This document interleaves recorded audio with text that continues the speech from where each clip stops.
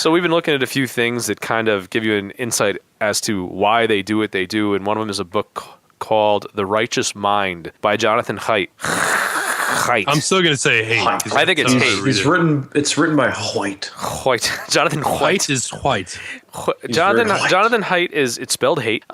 He was very liberal. He's into psychology, and through his research, I believe he came out the other side as a conservative because he realized that he and his grad students or whatever, they came up with 6 different, he calls them taste buds for morality. And according to him, the liberals only use 1 or 2 of them, while conservatives look to make trade-offs between all 6 across the spectrum. And it's pretty interesting stuff, and we've all kind of been studying up on it, but I've had a couple of beers, so if anybody wants to take this from me, I don't know where to go. I mean, he's got some sort of basic bitch metaphors, like he talks about how essentially it's something we kind of all intuited, but didn't necessarily you couldn't necessarily put your finger on it. You couldn't identify what's going on when things like this happen. And he uses the metaphor of the rider and elephant, right? So the elephant is the sort of, I don't know the proper word, your mind or subconscious moral intuitions, which are essentially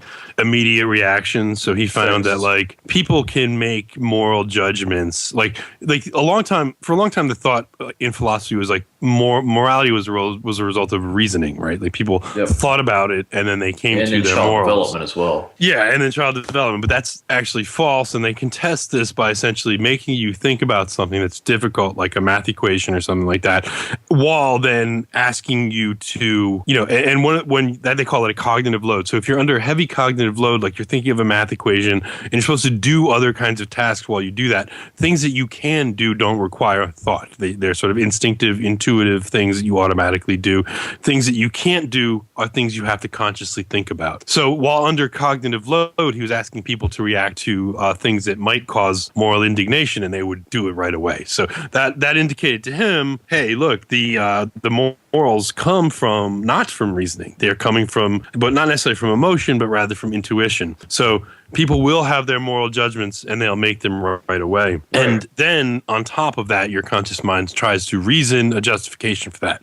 Quite often it's successful because you actually have a good reason for, like, there's obviously good reasons to be like, hey, you shouldn't kill people. You shouldn't steal their stuff. But then there's other things where there's not necessarily a good reason to think that. And so your mind will continue to reason out why that's wrong. And even when presented with logical, consistent, rational arguments against that reasoning, you will still continue and grasp at straws. And ultimately it'll come down to, I don't give a fuck. This is just how I think. Yeah. Shut up, leave me alone. He describes it as the press secretary, and I think that's a much better allegory. The press secretary, the defense lawyer for your minds and their workings. I mean, the lawyer doesn't get a vote. I mean, he's just representing the council here, and their position is solid. So he's got to come up with any rationalization he can to support this. And if you watch people debate, that's what they do. Yeah, and this is why we say don't try to convince your opponent. Try to make them shit their pants, because they're not. If Simon is listening, you might want to absorb this information into your autistic brain, bro.